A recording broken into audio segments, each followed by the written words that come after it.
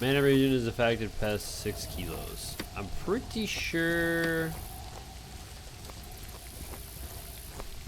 Pretty sure that when we wear heavy armor, it's going to be way past that. We're gonna have to mess with it though.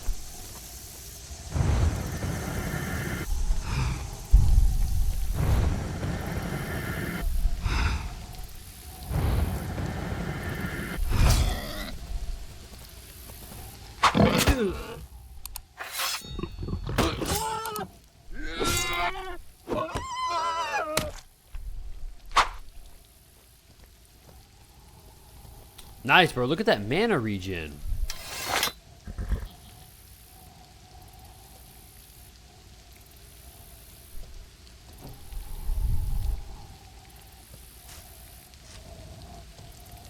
There we go. See, now we're getting it.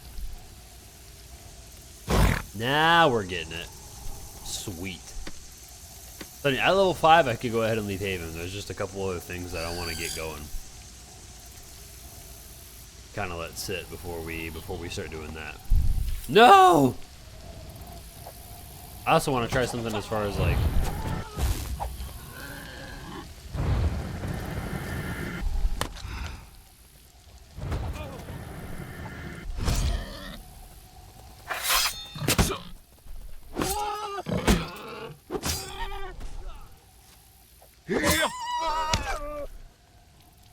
one glory. Oh wait, I still need one more. I want to get the Ranger Hood and see what the weight's like, see how it feels, and try to like mix and match, like quote unquote, because we're not gonna have heavy armors in Haven just yet. So I want to really see like what this is.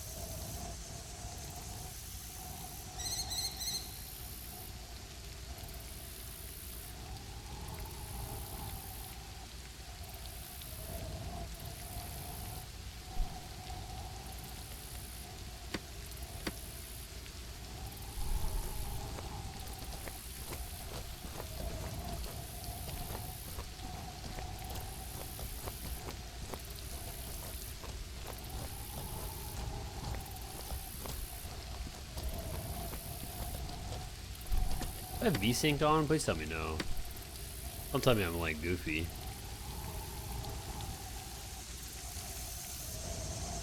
No, okay, good. Good. Young Razorback, here we go.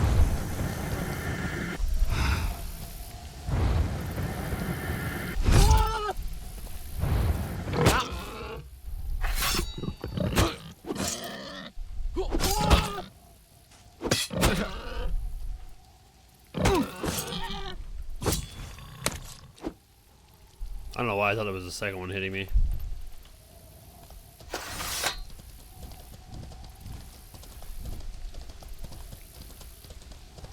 I'm gonna get this Ranger Hood and I'm gonna see. I'm gonna mess with it.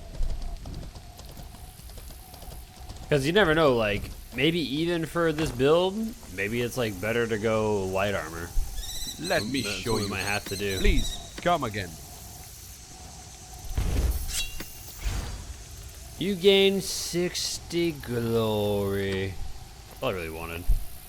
See what I have. Please, come again. He's got the Ranger Hood, right? How's it going? I've not heard of this game before. Is it a bit like Skyrim? So, Fireside Gaming TTV, welcome to the stream, by the way. So this game is a first-person MMORPG. First-person, I would say survival MMORPG.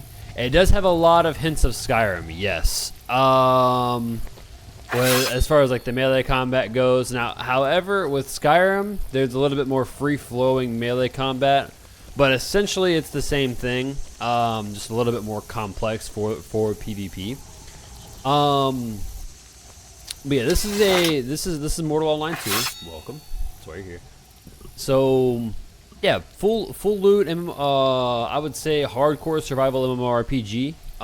It's not entirely class-based. It is actually action, skill, and profession-based.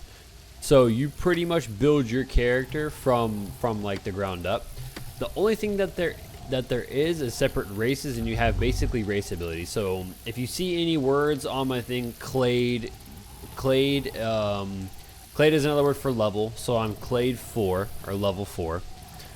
Clade gifts are another word for perks and skills. So, like, for example, these are actual skills you can use. These are buffs that you can pop. But a lot of these are actually passive. You know, big bone, 1 size, 2 damage bonus. You hit that, you activate the this Clade gift. This skill per se. That each race has their own. There are 4 different races in the game. All representing other things in similar fantasy games that we know of. What is this? So 0.59. Yeah, because I want to use the heavy armor, but I'm wanting to see if a light armor thing could help with something.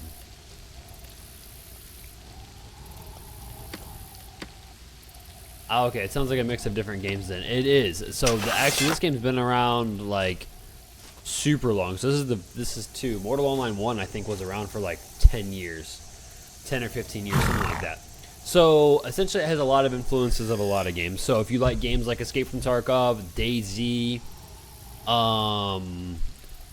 Dark and Darker, Dungeonborn that just came out, but mostly Dark and Darker. It has influences of those games. If you like games like Albion Online, if you played Ultima Online way back when, then that has a lot of influences of that. I am currently on the starter map known as Haven. So essentially you can spend, I know some people that have started playing this game and have not left this island yet. And this island is nothing compared to what you're actually going to be getting. I think a lot of people just enjoy the actual PvE experience, or the Haven experience rather. Yeah, I spent way too much time playing old school RuneScape. It does have a lot of influences of RuneScape as well, actually, as far as like the skill tree goes. So you have action skills and profession skills. You can have a total, I think, of 1,100 into action and 1,200 into profession. They're separate. So your profession skills are going to be your alchemy. This one's called zoology. Your classification of animals. It's going to be your crafting, your basic gathering. So if you click on gathering, there's wood cutting and mining. Engineering, this is going to be for like siege weapons, so like catapults, things like that. You have extraction, which is used for like a bunch of different things, butchering, herbalism, which I actually might have to get into a little bit of that if I want to make potions I might have to get into a bit of herbalism. Side note. Armor crafting, you start with soft armor, but then it goes like soft, laminated, and then plate, which is basically like light, medium, and heavy.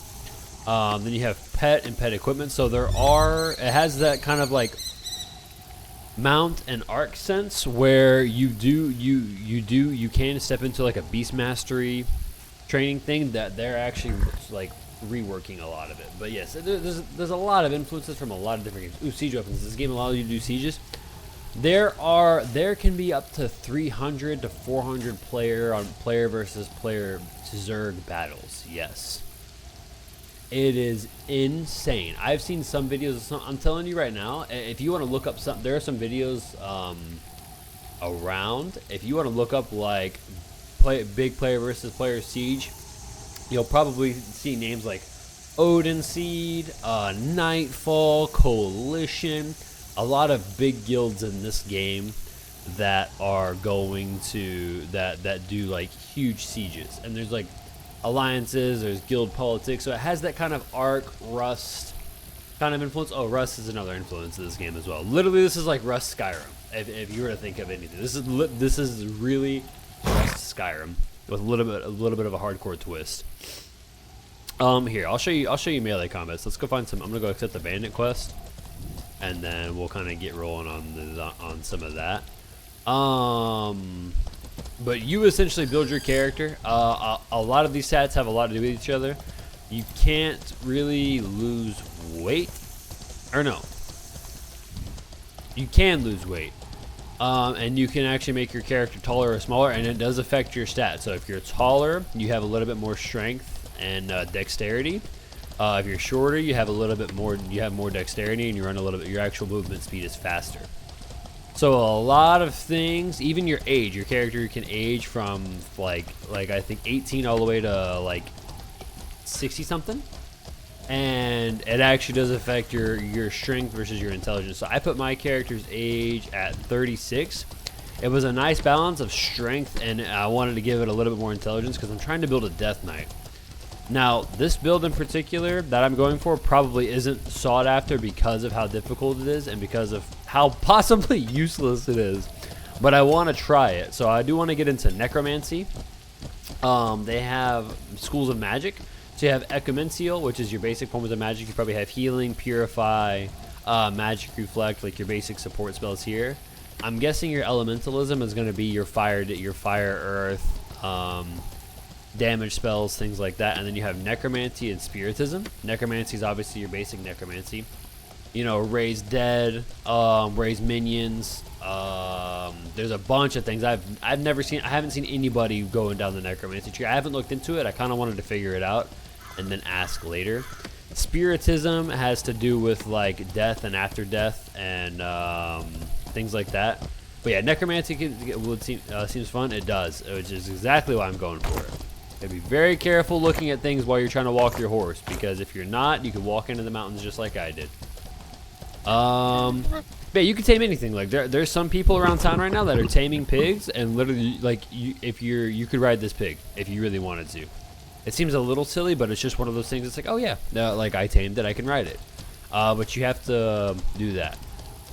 So yeah, you can do full Necromancy if you want. The thing is like you could do a mage style build, but you're not stuck into like healing or damage. You kind of have to do both if you want to be a successful mage. So yeah, let's go. I'm actually going to take you, if you want to stick around for just a moment, I'm going to take you over to a bandit, little bandit hideout that I like to farm for XP. Yeah, so pretty much so on the tutorial on, you have to be level 5 to leave. And then you have to be, but you're only going to be able to get to max clay level 8.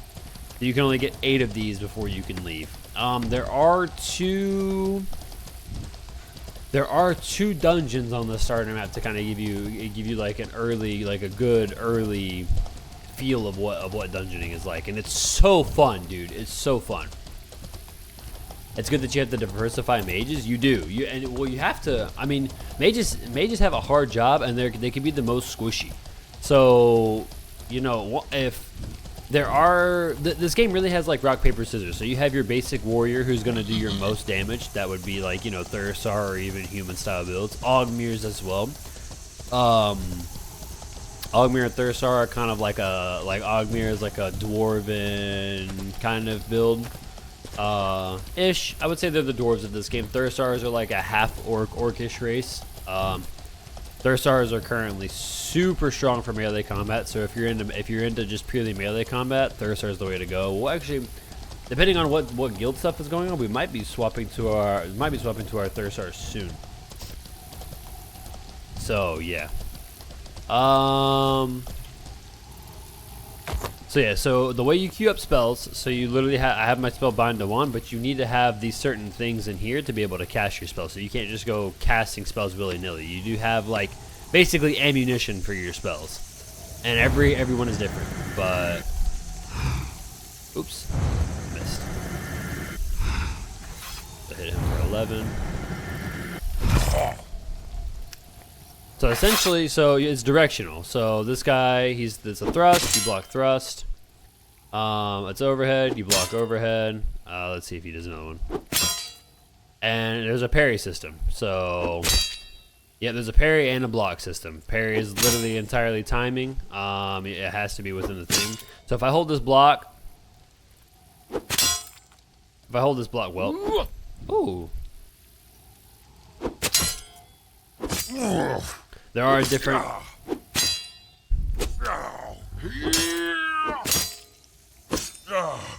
There are different types of damage as well. So you have like piercing. Let's see. You have piercing, slashing, and blunt for your different melee weapons. So you know you have maces, swords, and axes. As man, I know I'm a sucker for mage builds in games like this, dude. Mages are, depending on which mage you go. If you go, there's an elven race as well called the Alvarian. Depending on which one you go, being a human, so my character right now, being a human, it is a little bit harder to get a mage started, but human mages are a little bit stronger in big team fights, whereas elves in general have higher intelligence already. Different types of magic kind of reminds me of D&D. Yes, actually. It's exactly what it's like, and there's more than I'm even explaining because I'm literally entry-level magic. So this is nothing, and it's already super cool. So yeah, this is the reagents I was talking about. So you literally, basically your spell ammunition. I'll kind of hover over them so that you can read a little bit.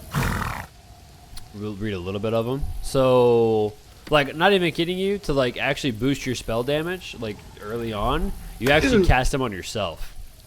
So, yep. So here's this. So my spurt's actually getting stronger because now it's hitting me for 2. So. I'm gonna hit this bandit for an outburst. Yeah.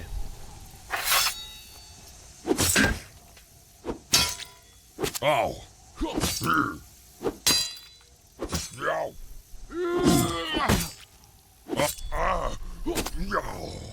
So yeah, and the melee combat's insane as well. What's also cool is you don't entirely. Okay, I'm gonna pause my constitution. You can actually min-max your stats as well. So this is at 75. I want to cap it at 75. There's little things like that. Oops. Yeah, dude, this game's insane. It's so different. I kept up with Mortal Online 1 for years, watched things off and on here and there. But after I saw how in good of a state this game was, because this game was in a terrible state. If you go to the Steam reviews are going to absolutely turn you away. You know, and so with the Steam reviews, you do get a lot of people that are trying to play solo. This game is really not intended to play solo. You can have fun doing solo runs, especially on Haven. I'm not going to lie, like on Haven, it's actually fun to run around and get used to the game. But if you're trying to do like dungeons, if you're trying to do like actual like big stuff, there's not. So see if I can kind of just kite this bandit around. Nope, it's gonna be faster than me. Oh, he actually hit me from that far. Wow. Okay.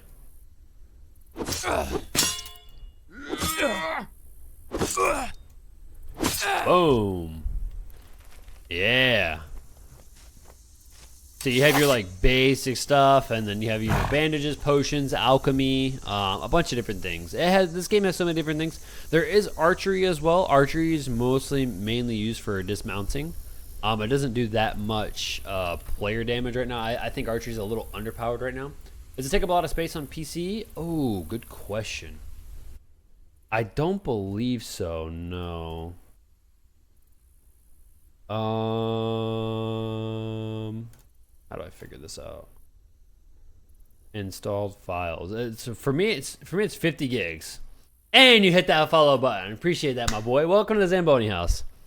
If you do hear the Skyrim music, though, by the way, I am running a Skyrim OST playlist. I'm sure that was pretty obvious. 50 gigs total. So it's not going to be like your other games that are taking up 80 to 100 gigs of space. It's insanity, dude. It's just insanity. I think over time it will get bigger because I do believe they're planning on adding a lot of different things. Be right back, dog needs to go. No. You're good, man. Carry me with you if I'm on your phone. Alright, let's try to get this again.